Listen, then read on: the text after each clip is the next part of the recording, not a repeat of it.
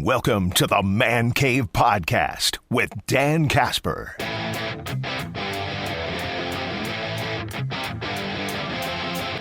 Talking a little Brewers, shall we? Brew Crew yesterday falling to the San Francisco Giants 4-3.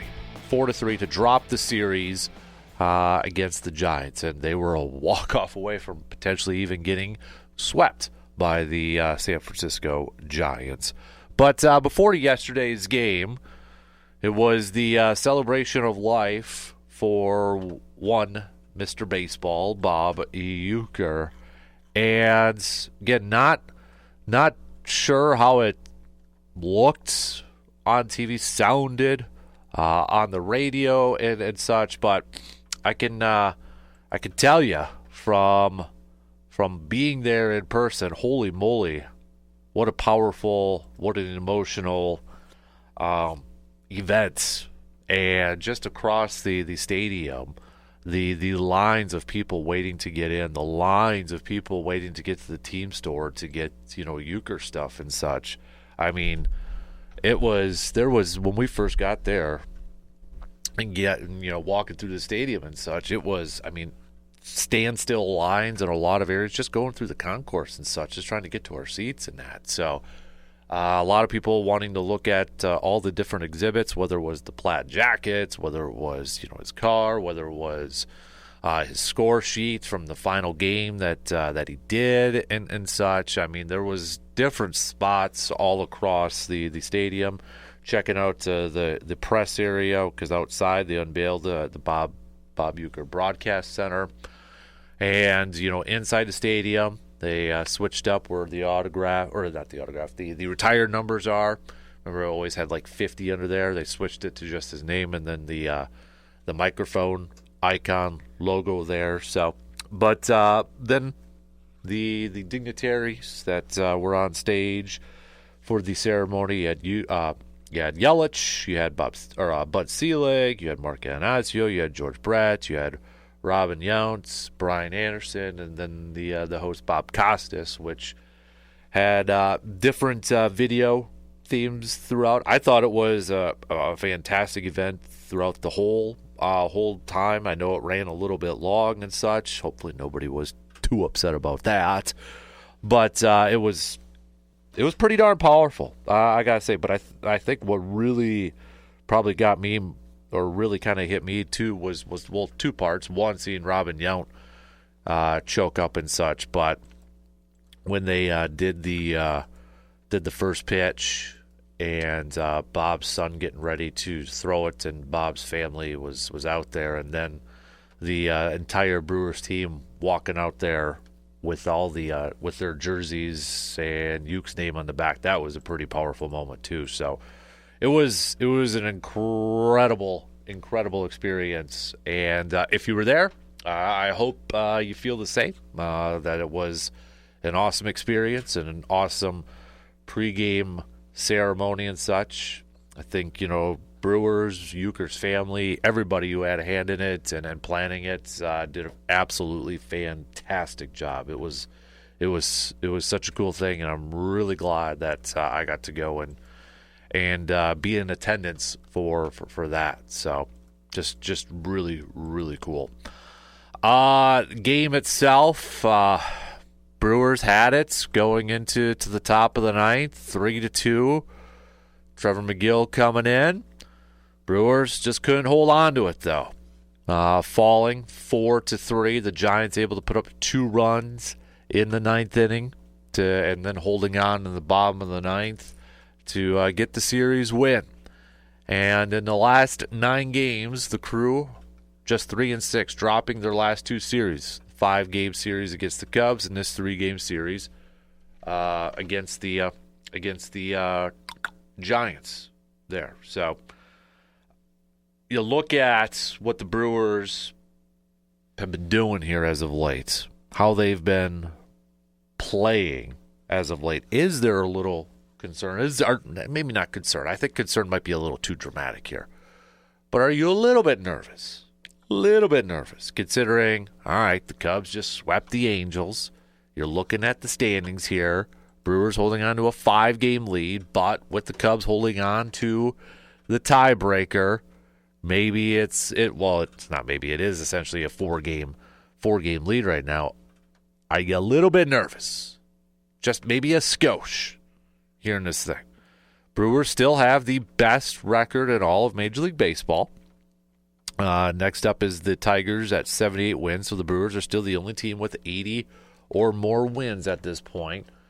But maybe you're a little bit worried about, the pitchers, getting a lot of usage. They could really use an off day. They're through this really, really long stretch of games. I mean, we're talking it's August 25th right now, and the last off day for the Brewers was August 14th, and their next off day again isn't until September 2nd here. They just need a day off or something like that. Ortiz, he's on the injured list, but hopefully we're going to be getting back Chirio and Rhys Hoskins here soon, so maybe a little bit more offense into our lineup here. So are you a little bit worried? Are you a little bit concerned? Or are you like, nah, we're good. We're good. Just a little bit of a hiccup here. We'll bounce back. Maybe that's where your confidence level is at. I think, Pat Murphy summed it up best after the game, saying that, we got the best record in Major League Baseball, but, we're not trending well right now. We're not playing well as at this point. I think kind of like, hey, we're still good. We still control everything. We still have everything in front of us, but we know we got to be better. Yeah, he said, while they still have the best record in majors, quote, we're not trending in the right direction.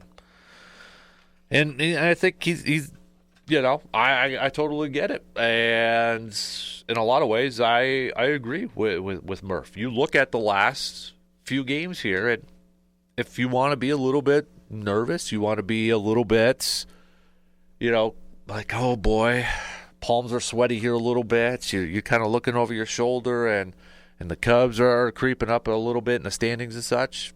You're a little bit nervous? Yeah, you're right. But the thing is, the Brewers still hold the cards. They still control their destiny. This is the position they want to be in. Yes, the Cubbies, I think, have a, if you want to call it, easier schedule to finish off this regular season. They do. I think you look at it, at least on paper, yeah, the Cubs do have, I think, a easier schedule than what the Brewers have. I mean, you look at what's coming up here. Obviously, Arizona, you got to take it day by day here. After that, it's Toronto and Philadelphia, two of the better teams in all of Major League Baseball. And then, you've got a series with the Padres at the end. Padres are in a division fight with the Dodgers, and then you wrap it up with the Reds, who, they're competing for a wild card spot. That's still a fairly difficult schedule. But the key thing in this whole thing is that at least the Brewers control their destiny. They hold the cards. They determine how this thing is going to finish up. They don't have to rely on other teams helping them out. They don't have to rely on scoreboard watching and crossing your fingers and hoping everything's going to work out for themselves. They control it. It's just up to them whether they can finish this thing strong, whether they can get to where they want to be at the end of the regular season with that top record, with that top seed, with a division championship.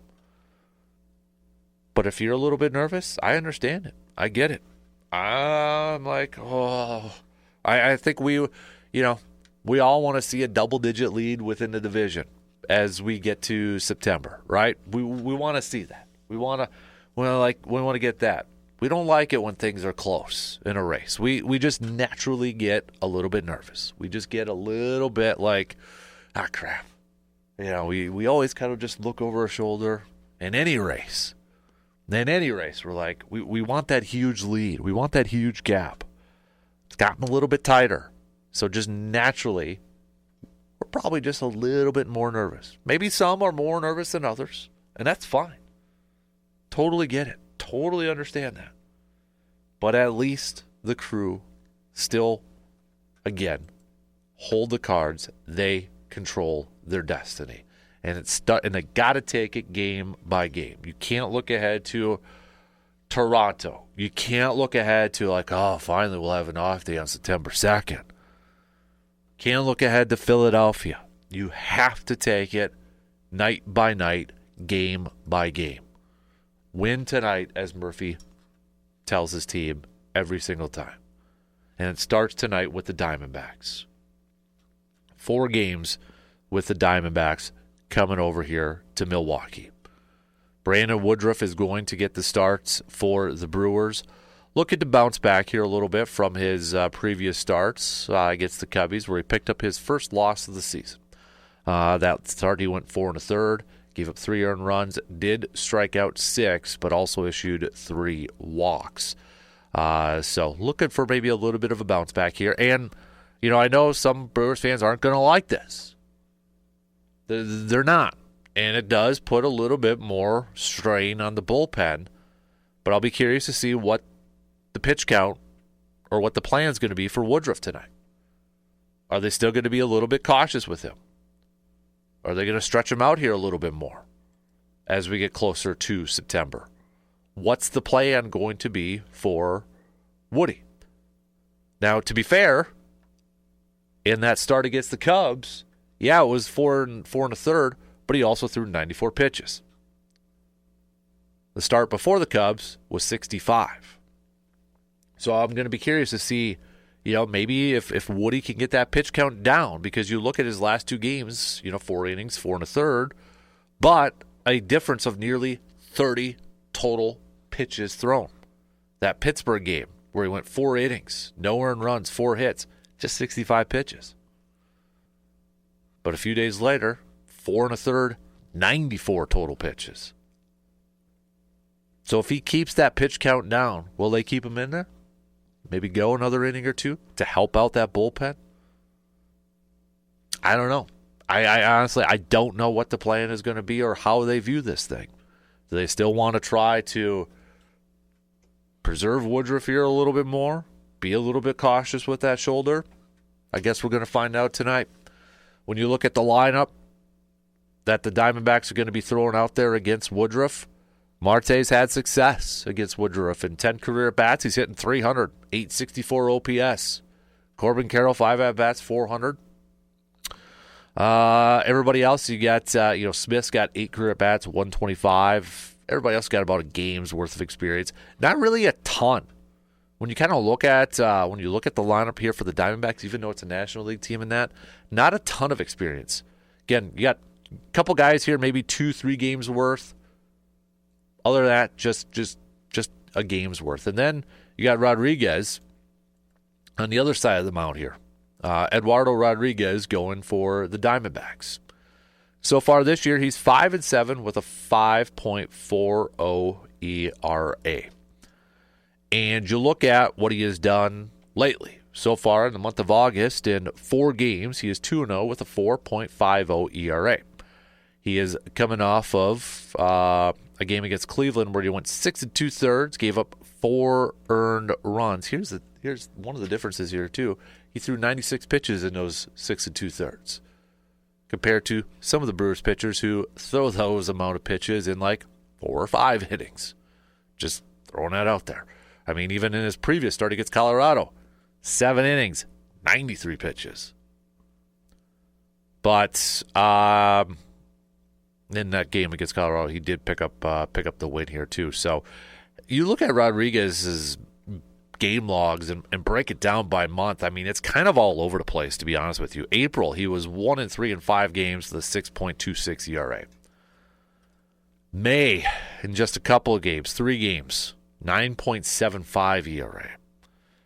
Comes back in June and has a really solid month of June. In 5 games, he had a 1.98 ERA. Then in July, it goes back up to a 7.40 ERA. And so far in August, he's at a 4.50. So really, it's going to be hey, what version are we going to get? What version of Eduardo Rodriguez are we going to get tonight here for the Brewers? Offensively for the Brewers, Vaughn's got the most career at-bats against him. He's the only one with double-digit at-bats, with Rodriguez spending some time in the AL. Vaughn, 13 career at-bats, 231 with a 517 OPS. You got Jansen, who's got 9 career at-bats against him.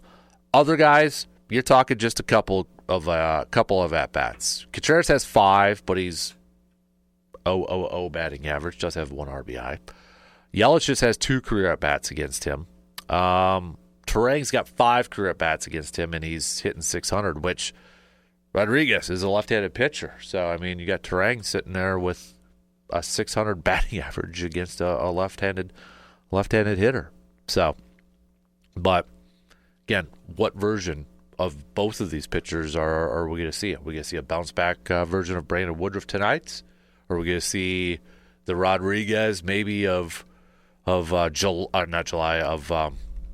in June, or maybe the guy that we've been kind of seeing here for the most of the second half of the season, really. So, Brandon's mom with quick text. B's mom here. I also attended yesterday. Words cannot even come close. Class act by the organizing group who put this together. Surprised Braun was not there. I was looking for him too. I don't know if he was in. I really don't. Maybe somebody knows the answer. I don't know if he was in the section where they had the chairs on the field within the stage and such. I don't know if he was in there. I really don't. But I kind of thought he would be one of those guys on the stage too. But maybe they just had a few different chairs and such. I thought it was cool to hear George Brett's story. George Brett was like, why is George Brett there? But to kind of hear his story and such, that was pretty darn cool. And just the you could tell he was incredibly grateful that the Brewers invited him to come over there too. So that was pretty darn cool to see that. So, and then listening to Ted Simmons' stories and such. But there was a lot of good stuff. Even the videos, again, that was shown all over the stadium between the innings on the scoreboard and that. It was just job well done. It was a job well done. And, at least from a fan's perspective, it was pretty darn cool. And it was pretty darn awesome. So, and I got to admit, too, I was thinking about this kind of when I was watching the pregame ceremony and that, and I was thinking about it a little bit on the ride home. And I hate saying this, and it's kind of bugging me, but I think I kind of took Uecker for granted, to be honest with you, like listening to him for all these years and following along and that. I feel like there was times in the majority I kind of took it for granted.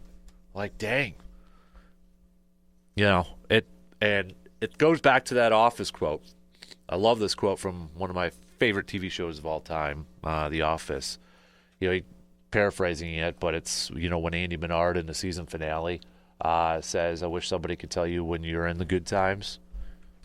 That quote. And what's the exact quote? Yeah, I wish there was a way that you're in the good old days before you've actually left them.